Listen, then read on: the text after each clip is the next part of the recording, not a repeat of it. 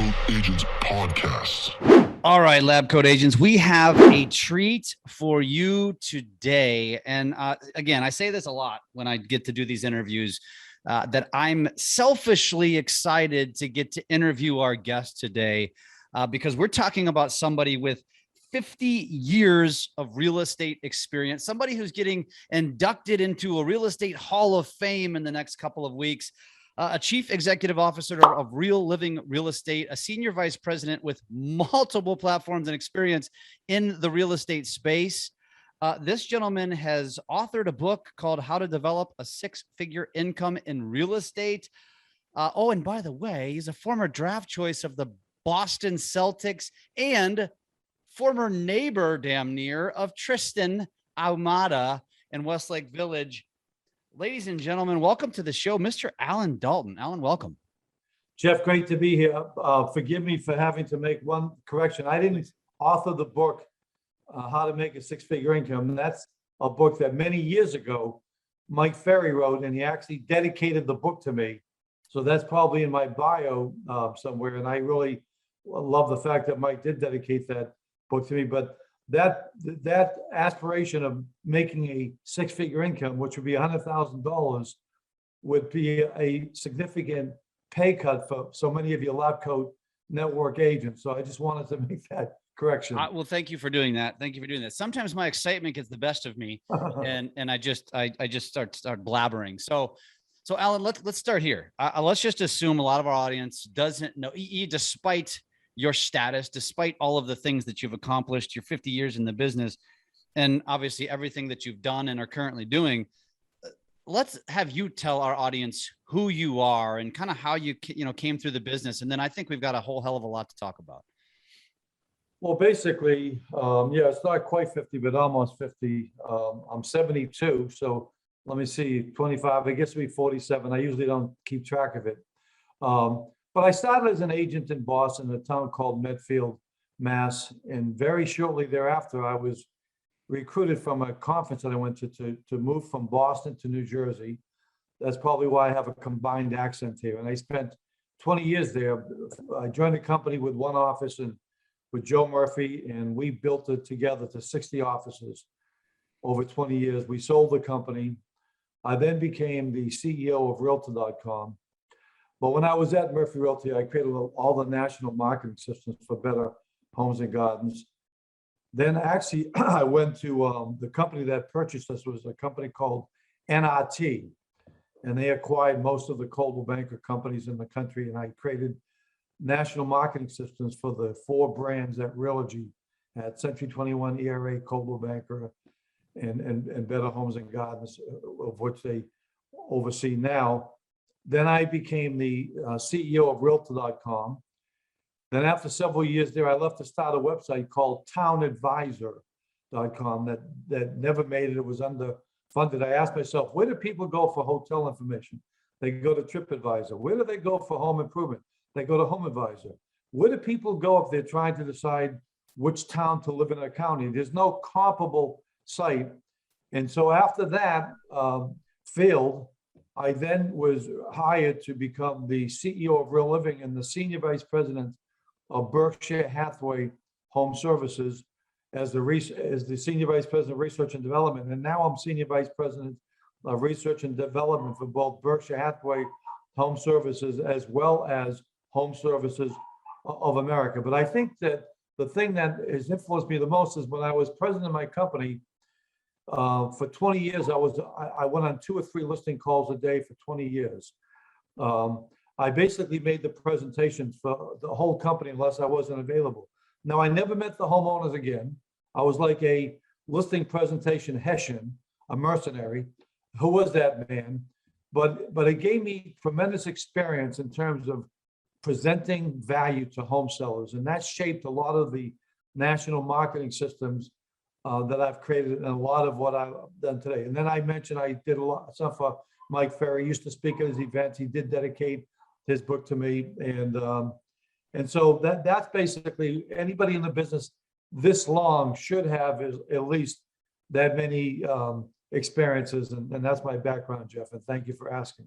I love it. And I have to ask, because I am a sports fan, what happened with the Boston Celtics? What happened with your basketball future? Well, what's interesting is a lot of people that are really not rabid sports fans, they don't understand that there's a difference between being drafted by an organization and making the team. Correct. So every year now the teams draft 3 players per team.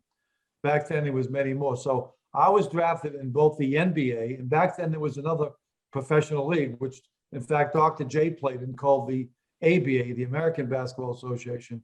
So I was drafted by both. I didn't make either. I ended up playing professional basketball in Greece. But back then, in order to play professional basketball in Greece, they were allowed to have 2 Greek Americans. I wasn't Greek American, so they falsified a birth certificate for me, and I played under the name of Alexos Daltos.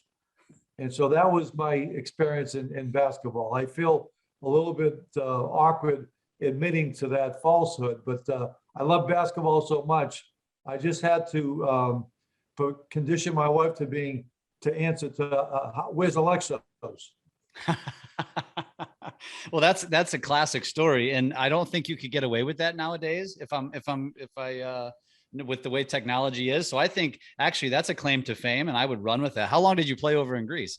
I played 1 year, but you know the other thing I got away with, after I came back, I was approached by my good friend, was the captain at Yale University for 2 years in basketball. His name was Mike Paskauskas, and he was Lithuanian. He played in the Lithuanian games, and so he saw what I did in Greece, so they changed my name to Giannis Ambrosis. I played in the Lithuanian games, and I was actually the MVP. Oh wow, how fun is that? What a great story. So are you a Celtics fan to this day? I'm actually an NBA fan. You know, I focus on players like I love LeBron. I love I used to love Malone and Stockton, and so because I've moved so many places, it's diluted a little bit of my rabid association with the Celtics. And not only that, hey, they cut me. True. This is true. I get it. Well, I don't want to go too down. It sounds like you and I could have a conversation about sports in perpetuity, but I don't think that's why the audience is here. So there might only be a minute percentage of them that actually are enjoying this banter. So let's talk about, I think I'm going to start just very broadly. You have more experience than the vast majority. And not only do you have the time, you have deep experience. I think there's a lot of people that there's a fair amount of realtors that have been in the business for a number of years, but as realtors, you have seen and touched and felt and been a part of some massive, massive things. What would you say is probably one of your most proud accomplishments as it relates to real estate? I would say one of my proudest accomplishments is that when I went to realtor.com, the stock had gone down to 10 cents from over $100.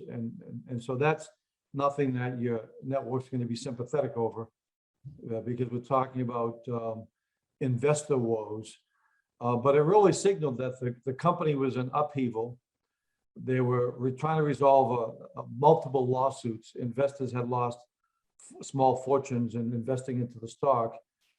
And I was able to, over several years, to turn that around with my team from losing like $70 million a year to earning 70 million plus a year by basically better communicating its value, being more respectful to realtors and brokers, and really redefining its essence.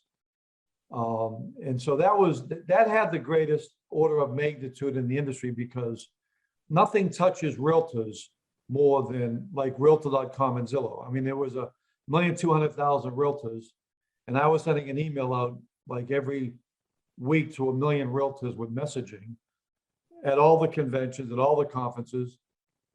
We had 150 telemarketers that I profoundly influenced, great people.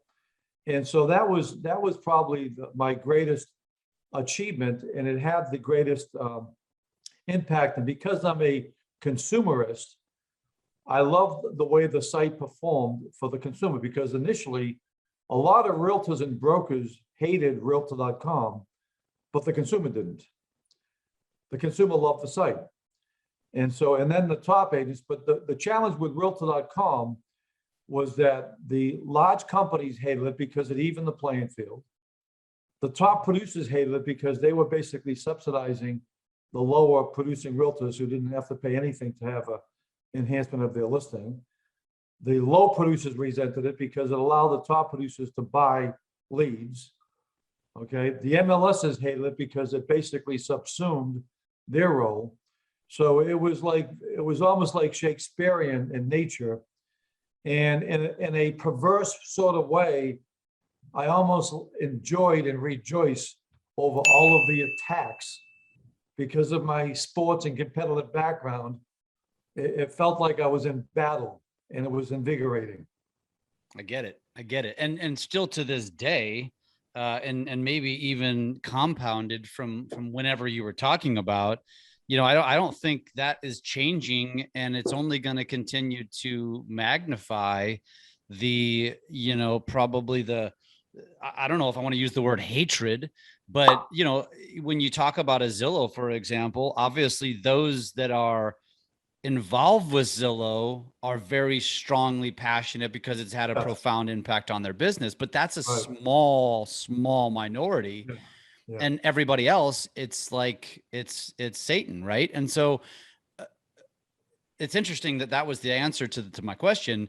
So you're going to take me down this rabbit hole of, where do you see this going? So you had a hand in creating what it was and what it's evolved into. Yeah. Where do you see it going, and how is that going to impact the industry?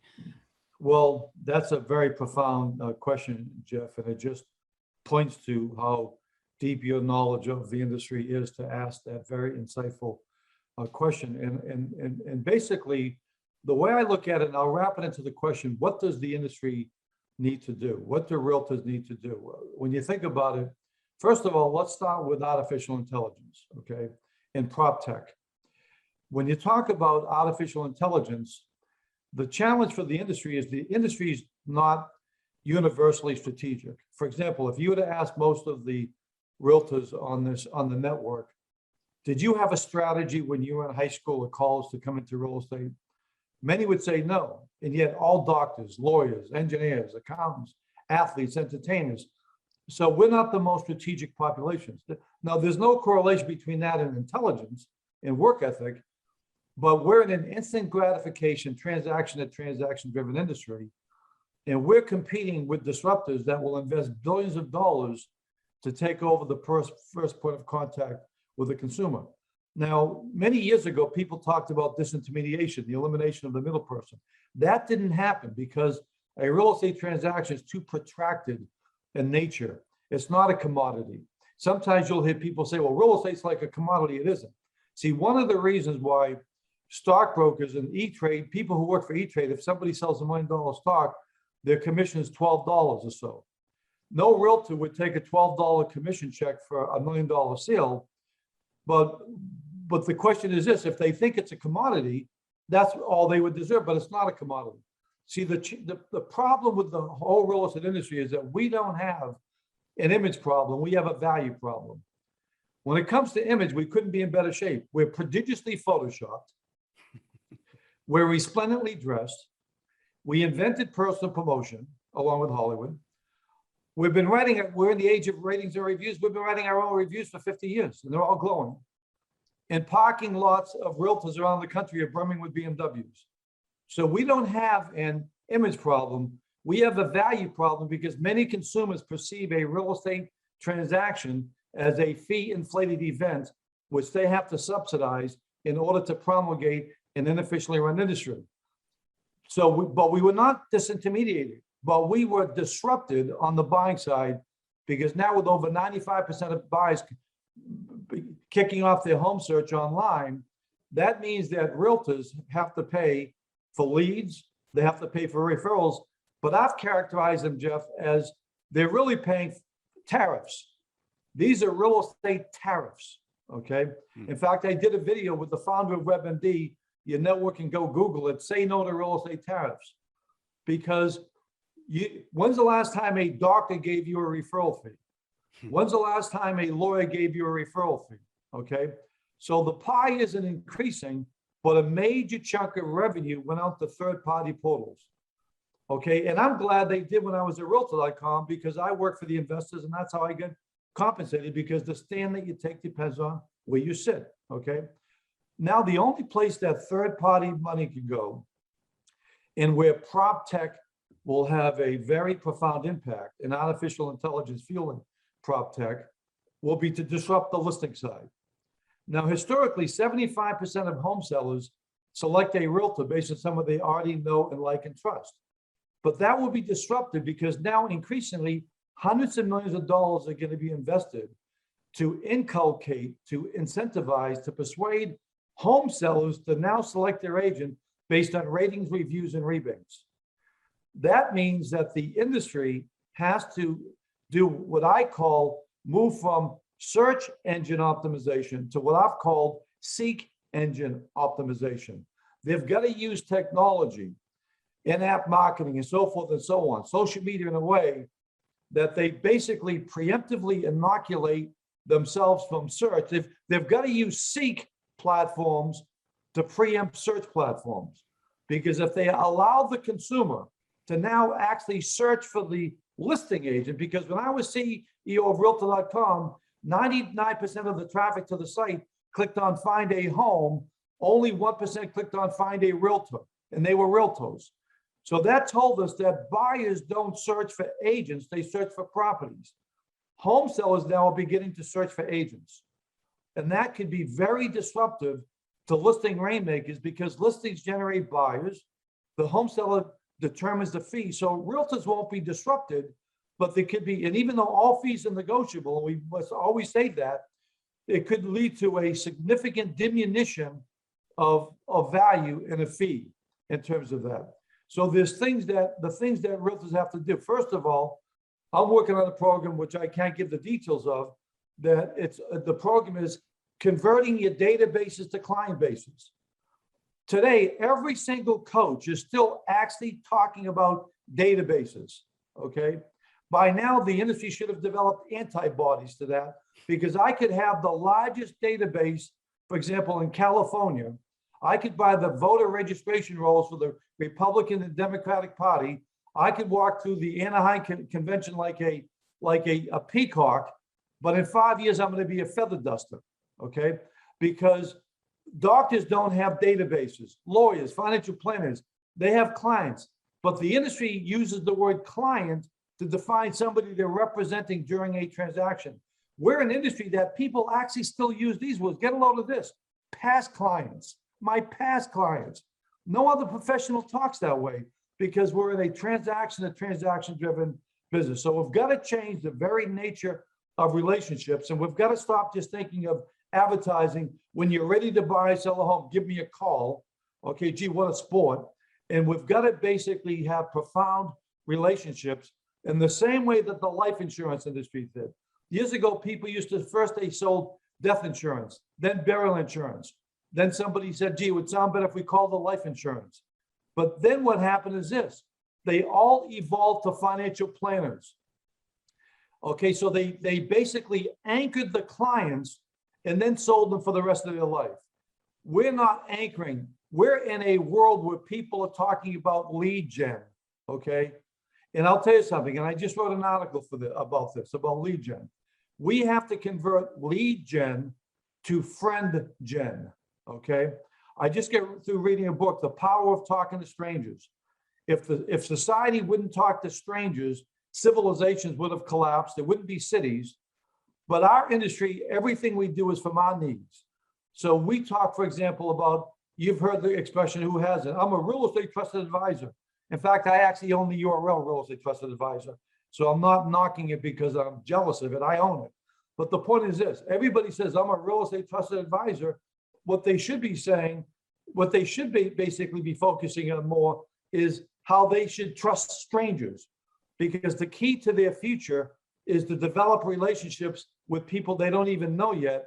And so we've got to shift that focus. Another thing that we've got to focus is this: the entire industry has been taught the wrong way in terms of their value.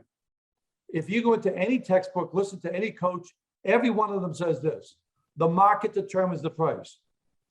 or the buyer determines the price. Thank God the market doesn't determine the price. The market only influences the price. Because if the market determined the price, realtors have no value other than an appraiser to price the property right, okay? And so this is catastrophically stupid, okay, for us as an industry to diminish our value, step on our own ear holes, and buy into the fact that the market determines the price. Then what do I need you for? Or the buyer determines it. Then what do I need? What am I paying you as a marketing realtor money to represent me if you don't even have influence on the outcome? You're just facilitating a transaction that's predicated and predetermined based on what the market is going to determine. No, who determines the price? The buyer, the seller agent, the buyer agent, the lender. Now, these aren't semantical situations here. This has profound consequences to the internalization of value, the confidence level. This is why we're so low on respect surveys from the consumer, because thank God the consumer thank God the consumer doesn't think the market determines the price. Thank God they blame realtors. Thank God they think we have power. Thank God they think we can make a difference. But the industry's all been internalized to believe that the market determines the price. And so and the other thing, and one that I'll turn it right back, and forgive me for going on and on. The other thing is this: we're in an industry that people still actually use the words listing presentation. Is there a homeowner in North America that wants to hear a listing presentation? No. What's a listing presentation? It's about you, your company, your background. A listing presentation is performative. People want marketing presentations and marketing proposals, and this isn't just semantics. These have profound, and we still call the person who represents the homeowner, Jeff, get a load of this, get a load of this. Who's the listing agent? But every realtor with lab coats does more than just list the property. Shakespeare once said, suit the actions to the word and the words to the actions. Confucius once said, all wisdom becomes by properly naming things. As an industry, when we actually self-identify as a listing agent, we strip out all value. We make ourselves more vulnerable to disruption. We make ourselves more vulnerable to artificial intelligence, okay? And that's also one of the reasons why about 25% of realtors self-identify as being a realtor. You don't hear somebody say, hi, I'm a doctor, I'm an architect, my daughter's an engineer. How can it be that 25% of people can't even properly enunciate their title? Because the most important thing realtors do is represent home sellers as a marketing agent with a marketing proposal. And even there, we're going back to what was called 100 years ago. Who's the listing agent? So these are some of the massive changes that must take place in terms of us being able to prevent listing side disruption. That was one of the most profound and lengthy dissertations I've ever heard. And I'm just going to say this because I am a Thesaurus Junkie. You're very eloquent. You use very good words. Some of them I'm going to have to go back and look up because I'm that impressed. I love this conversation, Allan. So a lot to unpack on what you just said, but I'm going to go back to the very beginning of what you just said when you were talking about, how an agent needs to overcome or combat what the Zillows and the realtor.coms are essentially doing. And so when you mentioned, for example, how they market themselves and utilizing social media, correct me if I'm wrong, but I think you're saying realtors have to figure out, or they have to strategize in order to position themselves to where they are basically going to be the ones that are getting in front of the buyer going online to search for listings, because they need to become the source, the authority, the expert.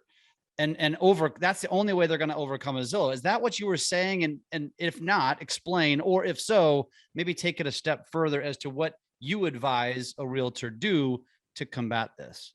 Okay, well, those are elements of it. And let me just say this, Jeff, okay, in terms of the word dissertation. When you're asking very provocative questions that basically point to the future of the real estate industry, it's not like you're asking me, hey, what do you think are the good hours to hold an open house? Okay. These are very, very significant points to focus on. So they do require nuance. Love it. And I'm happy to provide it. And then in terms of this follow-up question, mentioning Zillow, the buyer genie is out of the bottle.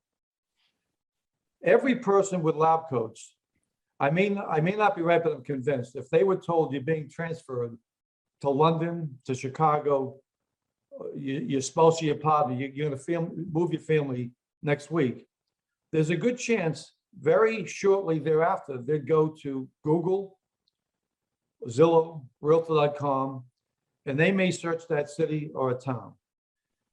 So those are the professionals. That tells us this. The genie is out of the bottle when it comes to home search. No one is going to reverse or countervail billions and billions of dollars to condition the home seller to go online to be able to, in a matter of seconds, search properties anywhere in the world through IDX with multiple photos, school information, so forth and so on.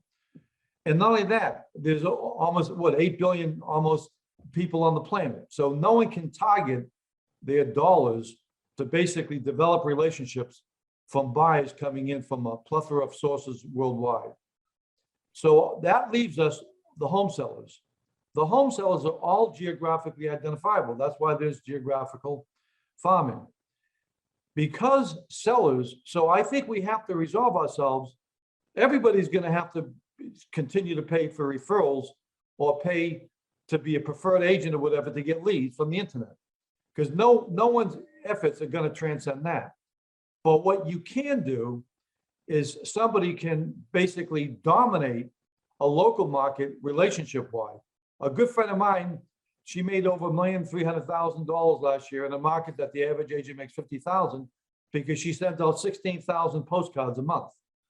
Now, those 16,000 postcards are more valuable than 16,000 posts on social media because they're targeted, okay? So the whole idea is that we can't afford home sellers to look at the internet like the emergency waiting room that they go to find something.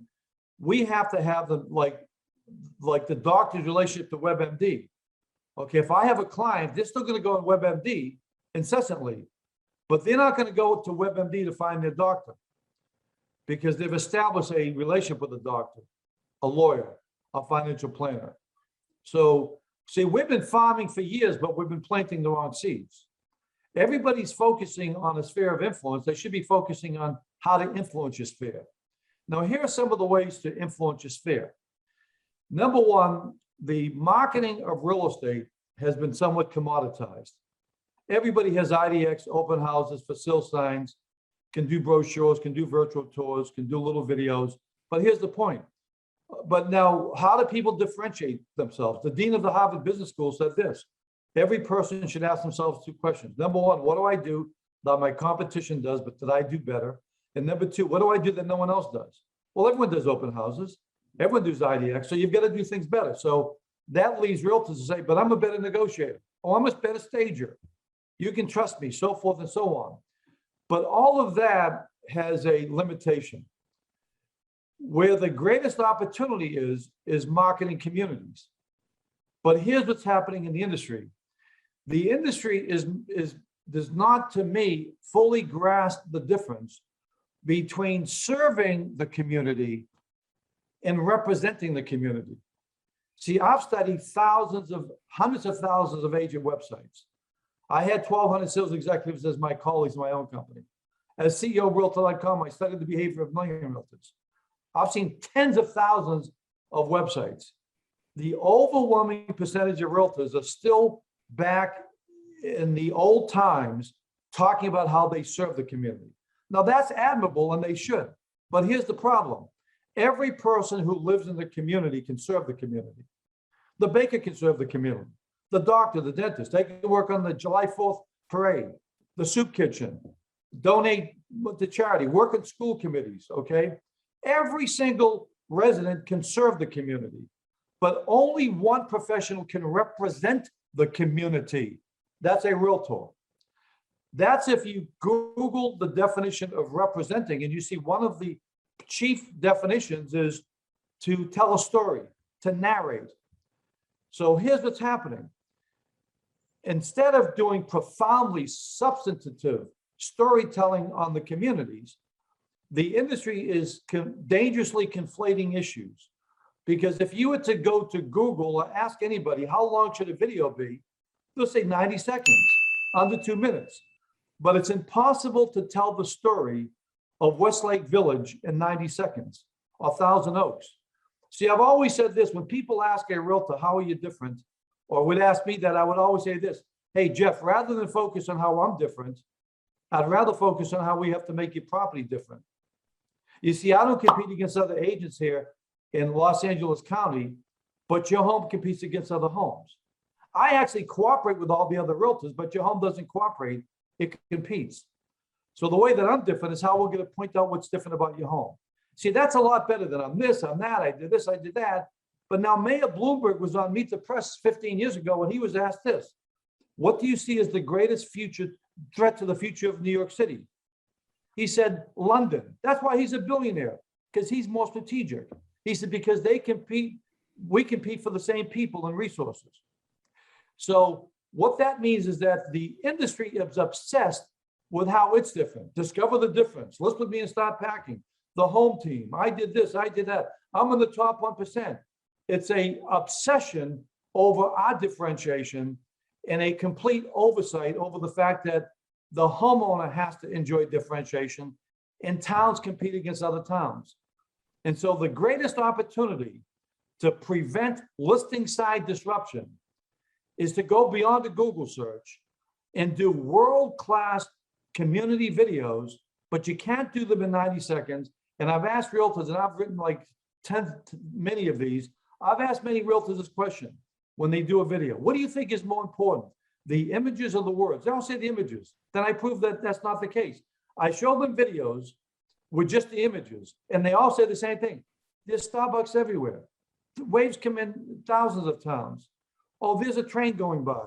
Oh, there's a school for a front building. Big deal, whoopee-doo. Oh, there's a high-rise.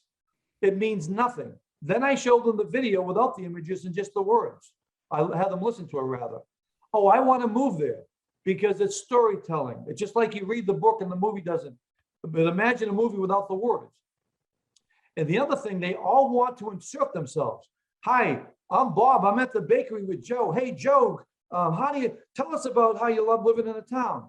No one's going to change where they live because somebody has better pizza. Okay, they want a more nuanced deep. And so Congress people get reelected over 95% of the time. The highest ever was, I think, 98 or 99%. Do you know why? They don't serve the communities.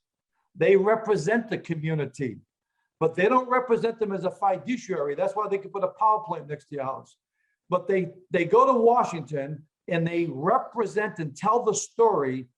And realtors have to start representing communities versus serving communities. And they've got to start doing community storytelling that goes beyond these little pithy 21 things or hi, I'm Bob at the bakery in terms of that. So I think that the only way they're going to preemptively inoculate themselves over the inevitability of future disruption on the listing side is to have a value that people can't find anywhere else, because in the information age, data and information have the lowest level of value.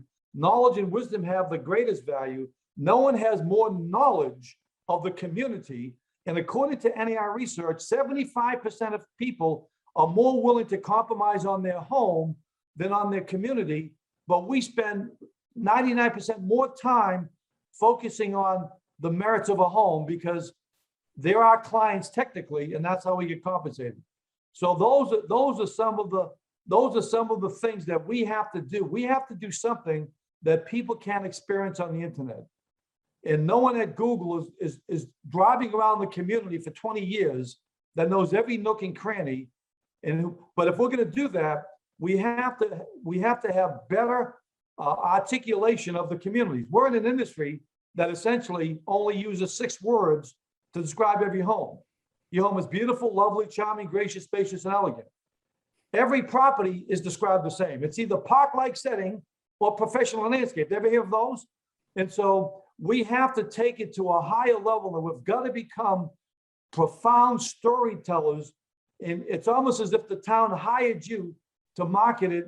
Okay, would you do a video? Would you do this? We've got to hire ourselves to market the towns more fulsomely, because the transaction, because of artificial intelligence in prop tech, where people will be able to get more information faster, more reliable, that's going to diminish the value of a realtor. So it's got to be made up in another realm. It's got to be made up in terms of advice. 95% of consumers expect that they're going to invest in their home. But when they're making these home improvements, the majority of the time, they don't even call in a realtor. And these are the areas we've got to have greater value specifically, okay, during the period where they own the home. And also we've got to expand the marketing and do as good a job of marketing towns as we do homes. So when you're talking about this strategy, in which I'm very familiar with, and we have a video school, we teach this stuff, right? We do, Tristan and I do some social media coaching and all that stuff. And I couldn't agree more with you.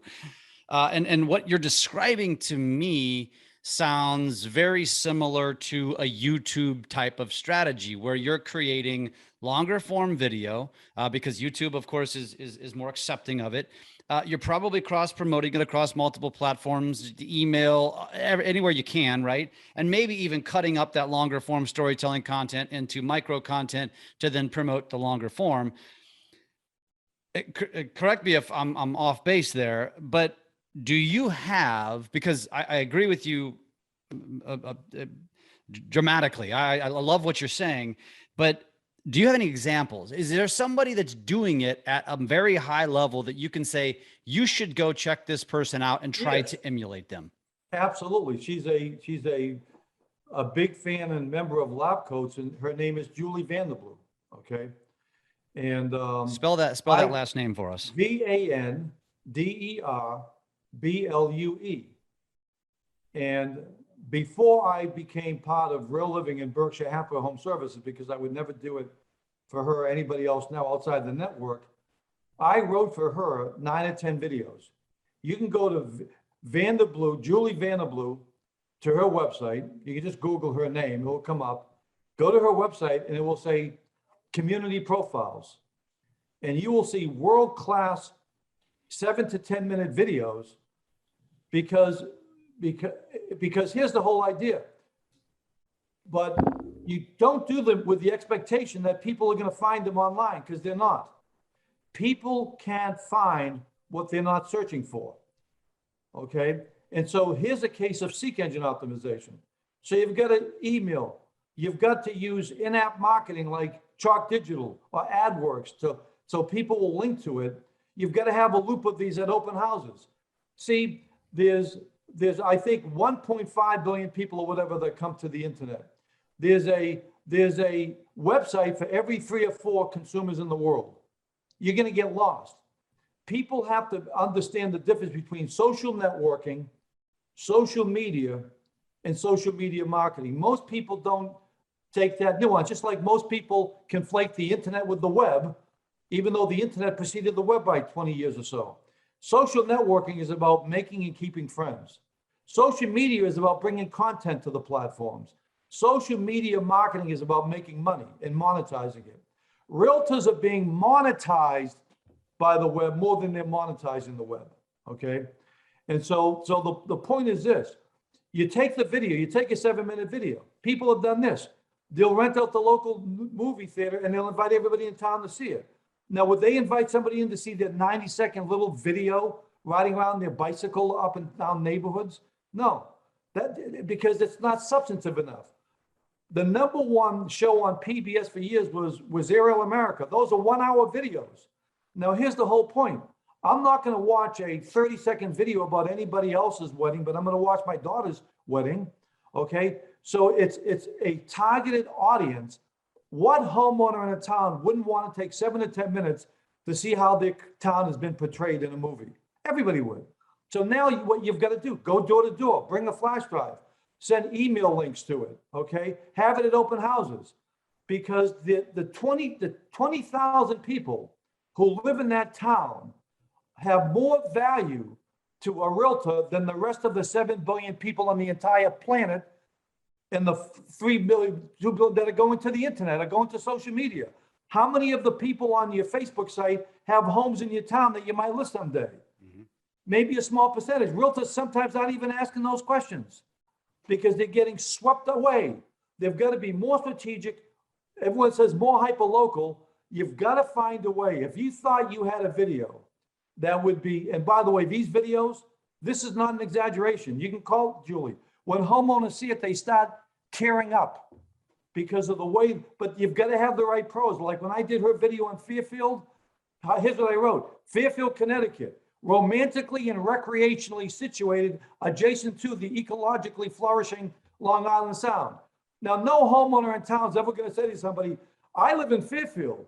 We're romantically and recreationally situated adjacent to the ecologically flourishing Long Island Sound. But if you're showing pictures of yachts going by, lighthouses, waves crashing along the sea coast, you have to have the pros that has people say, oh my God, thank you. What a gift to our community. This video, all of those videos, when people check them out, they're all gifts to those communities. And then the homeowners say, how could we not have you? Because our value, see, you should advertise like this. Most realtors look to sell more homes. My focus is on selling homes for more. The only way you market real estate is on three things: range, reach, and influence. Range is the internet. Reach is IDX. Everybody has range and reach. The differentiator is influence. The challenge isn't getting people to find out about your home or even come to see your home. The challenge is to influence them to want to pay top dollar. And that's inexplicably interwoven with how we tell the story and narrate the value. And the major part of narrating the value is less obvious. That's the rendering of the town. And it's got to be forensically approached. And you see those videos, there's a science behind all of them. And that to me is where the industry must go. Because here's the thing, we're not ready for artificial intelligence. You like words, then you'll like what I'm going to say now, Jeff.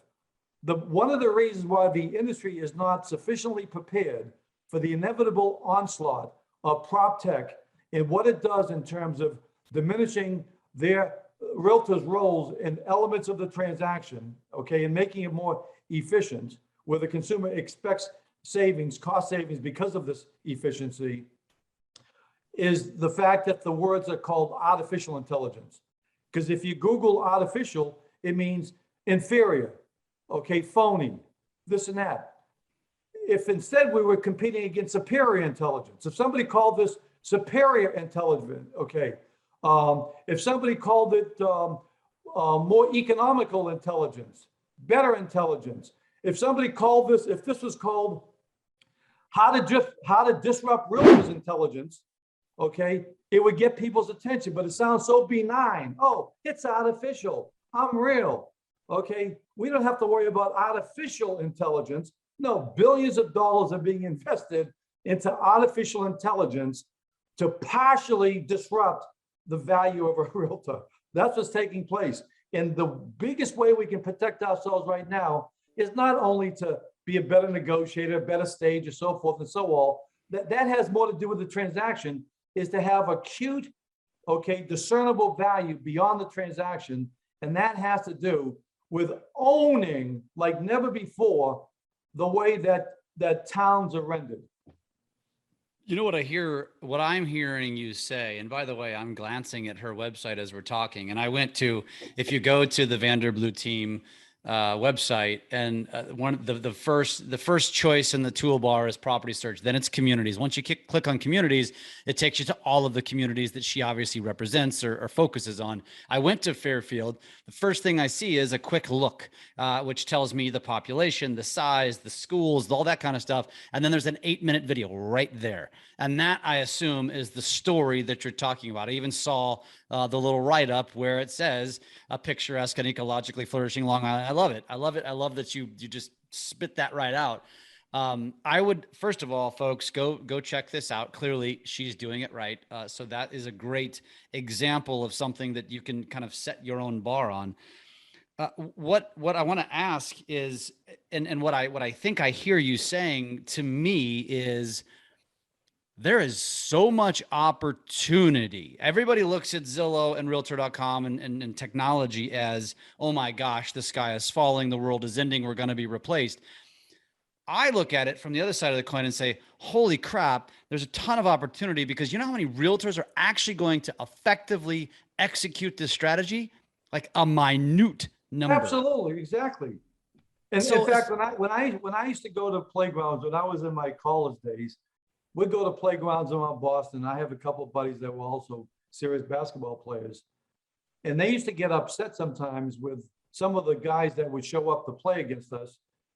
And I'd say, hey, thank God, because if everybody was Larry Bird, okay, we'd be smoked here, okay? And so I think realtors should love the fact that it's 85-15, it's 90-10, okay? And you know, I mean, that's, you know, in fact, if I can put a commercial, that's the whole value of, like, Berkshire Hathaway Home Services is one example. Those are the agents that we want in the brand. Those are the agents that the brand speaks to. And so I think it's you hit the nail on the head, Jeff. It's a great opportunity because most people won't do that, and most people are going to succumb to being monetized by little video things that they're going to like because they're in them. How could they not like it? They see themselves, okay? And as opposed to thinking as a homeowner, what's going to make a homeowner? See, if I went to every single homeowner in every town, and if I asked them, which realtor does the best job of marketing the town, they'd have to stop and think. Now, if I said, which realtor sells the most, they may know, but that's a different question. So everybody kind of already knows that, but it also gets back to this whole thing, the whole attitude. You're not serving the community. Doctors can serve the community. But here's the other thing. 80% of businesses go out of business. They all serve the community. Congress people get reelected 95% of the time because they don't serve. They represent. And that's a completely different mindset, that you've got to be the person who has encyclopedic knowledge, and that collapses into the most mesmerizing, correct, accurate rendering. And by the way, the video that you brought up, I wrote all of those, except I think one or two. Those were like 10, 12 years ago. Some of them are still, we didn't even use all of them drones. Okay, the later ones we did, but it doesn't matter because it's the way the story is being told, okay? Okay, Fairfield has 2 universities, but it's not a college town because the colleges are part of the town. The towns are part of the colleges. See, little nuances like that, people in town, oh, they get it, okay? When I did Norwalk, Connecticut, welcome to Norwalk, where the world is your oyster, because Norwalk used to be called Oyster Town. Okay, so there's got to be a theme. Fairfield's theme was Fairfield, the educated choice, because there's 2 universities. So now if somebody instead is going around, hi, this is Bob the baker, they're not a storyteller. They just had somebody tell them, oh, you should do videos. You should do videos in the town, okay? And they're off to the races. But it's almost like if you had to take that town to Congress and defend it, okay, as why it should remain on the earth, how would you tell the story? It's like the most important story of your entire career, but agents think storytelling is about their story. And in fact, I did a lot of research. I do research and development for the company. And I actually went up to, there was a dinner party of 10 people. And I actually went up to them and I said, I'm doing some research. How many of you would be interested in seeing a video story about a realtor? They all started laughing, okay? Then I went up to another table and said, how many of you would like to see a video that told the story about the town? They all wanted to see it. Do you have it? Do you have it? Okay, now that's kind of crude research, okay? And I'm not in any way disparaging the hardworking professional realtors who I love more than any other professional class who I have more respect for. They drive the economy, they work on straight commission, they're entrepreneurial, they're winners, they're relational. They're the greatest people on this earth, in my opinion. So I'm not being disrespectful, but at the same time, I'm saying we're in a transaction to transaction straight commission business that it's tough for people to take a step back and really ask themselves the question, what would a homeowner value the most? Because they don't start out with a classic definition of marketing. Jeff, I've asked thousands of realtors over the years. Okay, if I can get a word edgewise here, a little joke for you, Jeff. I've asked thousands of realtors over the years this question in all 50 states and all the provinces of Canada. Define marketing. Well, it's getting your brand out there. It's giving people what they want. It's promoting yourself. It's this, it's that, okay? No, those are elements. Marketing is first determining the unmet needs of the marketplace and then creating goods and services to effectively respond for those needs, okay? That's why for the companies I serve, I work for, I have a program, Moving with Pets. 70% of people have pets. So when people come to the open houses and the agents that I serve, and this is all proprietary, oh, do you have pets? Here's the brochure, Moving with Children, Downsizing with Distinction, How to Effectively Move Up, whether you should move, improve, or relocate. See, we're not understanding content because we're not even past social networking to social media yet. Because social media is now about content. It's like Web 1.0 versus 2.0. But then social media marketing is content that addresses unmet needs of the marketplace. So what's an unmet need of the town of Fairfield? Fairfield competes against Westport. Westport competes against Darien. Darien competes against Greenwich. Westlake Village competes against Agora Hills. Agora Hills competes against Calabasas. Calabasas competes against Malibu. Every single town has an unmet need. They have to compete against other towns. States compete against other states. According to Mayor Bloomberg, cities compete against other cities. That's the area of differentiation where we have to assert our value. And this is the way to do it, but it's got to be done in a world-class way, okay? In fact, may I give my email? I won't even do that. No, yeah, no, absolutely. I'm only going to help realtors in my networks that I serve, okay? But I'm also help if somebody has a question. It's Allan Dalton at hsfaffiliates.com, hsfaffiliates.com, okay? But be in mind, I'm going to try to get you into our networks, okay? But you're all prepared for that. Don't worry about it. But anyway, okay. No, that's great. Actually, say it one more time. Say the email address one more time. Allan, Allan.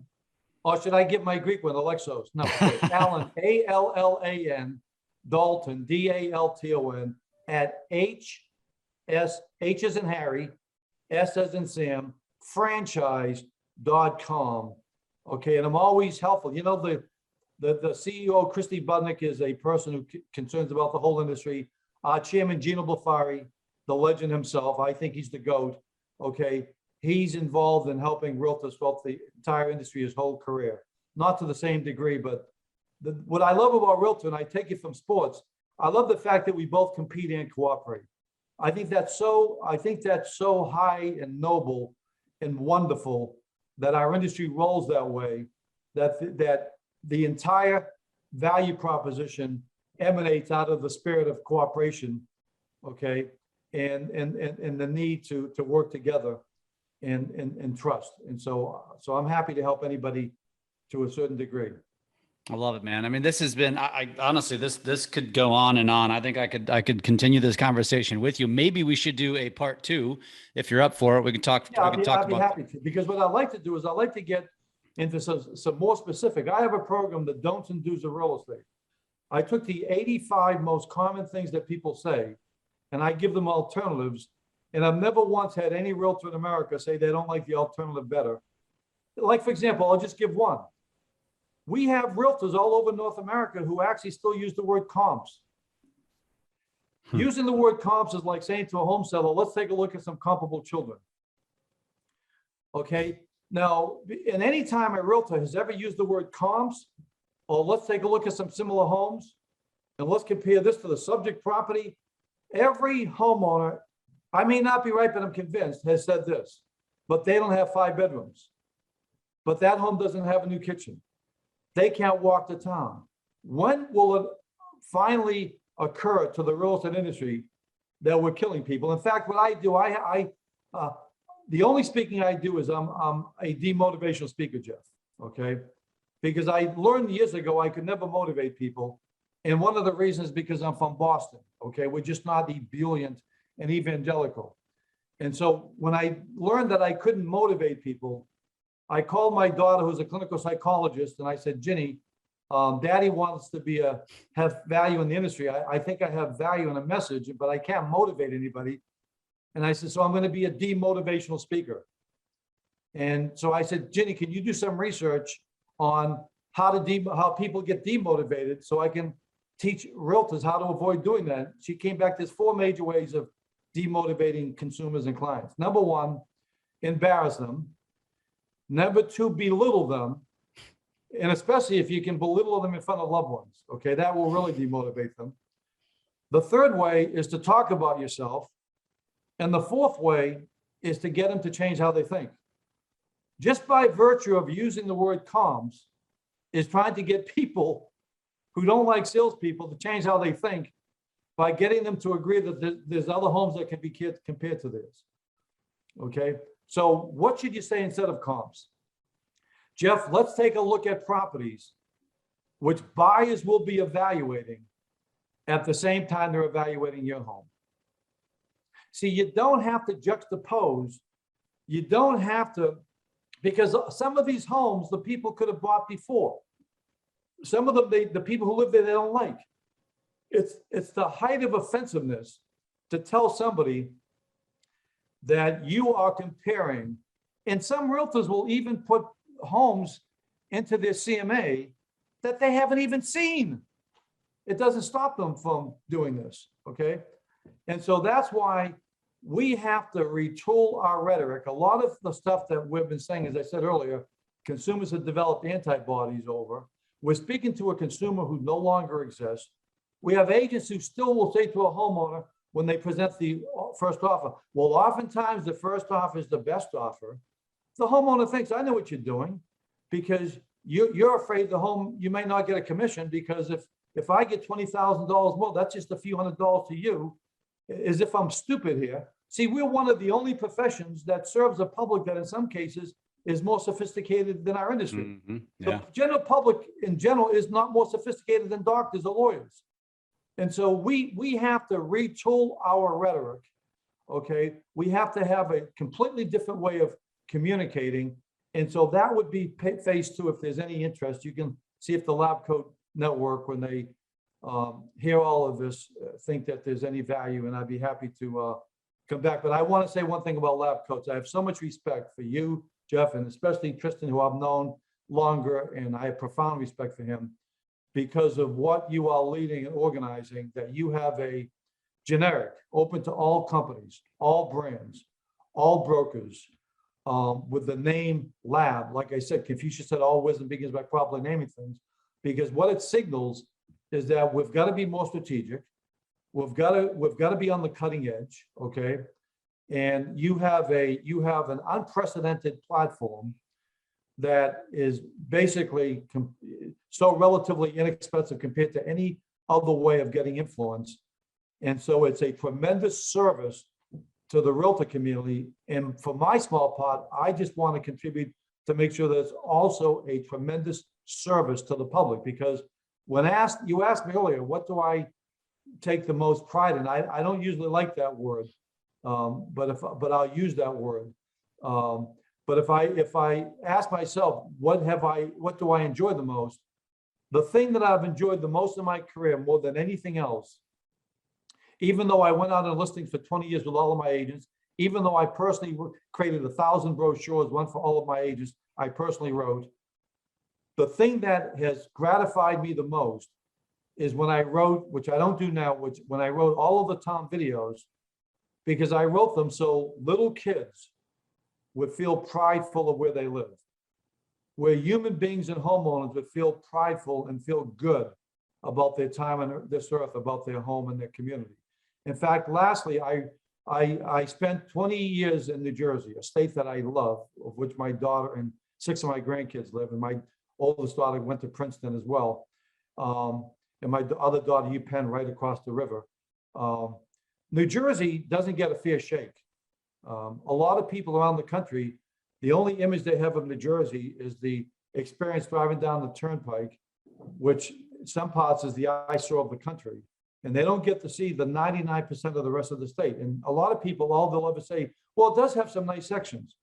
So I was driving down the New Jersey, the Garden State Parkway years ago. And years ago, I was also the president of a Sotheby's company there, which the broker owner and the legendary Charlie Opler, who's the president of NAR this year, was his company with Randy, his co-owner. And I was driving down the parkway and I saw a picture of Albert Einstein. And it occurred to me, the two most notable geniuses in the history of America, Albert Einstein and Thomas Edison, both voluntarily moved to New Jersey. So I wrote a video, a move to New Jersey, a genius decision, okay? And what it is, it countervails all of the negativity. People don't realize New Jersey's number one. I live in Connecticut now and I'm from Boston, but I love New Jersey. New Jersey's was, at the time I wrote this, it was number one in America in terms of mental health, okay? It was number two this, number three this, number two school system. It was the home of the equestrian. It had more horse properties per capita than any state in America. But how many people have an image of New Jersey of horse properties? They don't. They have the Sopranos, Snooki, God bless her. Okay, that's the images of the state. So it talked about all the innovation, the schools, the freshest drinking water, the number one in blueberries, the epic seashore. Okay, all of the immense virtues, the fact that it's in many ways, other than Hollywood, it's the musical capital of the world with Frank Sinatra, Bon Jovi, Bruce Springsteen, Whitney Houston. I mean, there's so much to be, it's the home, it's the first baseball game, the first college football game. It's so rich. Now you can see I get excited. Mm-hmm. That's how we've got to be excited for all of the towns that we serve and we represent. And that, of all the things, that's what I love to do the most. And if I have any contribution to having people across this country and across Canada feel better about their lives because they feel better about where they call home, not just their home, then to me, that's my greatest sense of gratitude. I love it. I love it. I appreciate that. And I think, and by the way, they can Google that, Jeff. Google New Jersey Genius Decision. There you go. There you go. One last bit of nugget, last bit of homework. And like I said, Allan, I think we need to have you back. We need to talk more about the do's and don'ts. I want to ask you another question that I'm going to tease for the next episode, which is, how did we get here? I want to know what your take on that is, which I think will lead to how do you get out of here? Because I think realtors need to understand that a lot of the reason that we got here is where they have gone wrong and why their strategies are wrong and will never work and why you might be replaced if you don't change your ways. So Allan, let's talk off air. Thank you. This has been fantastic, a great conversation. And I look forward to doing this again. It's been an absolute privilege. Thank you very much.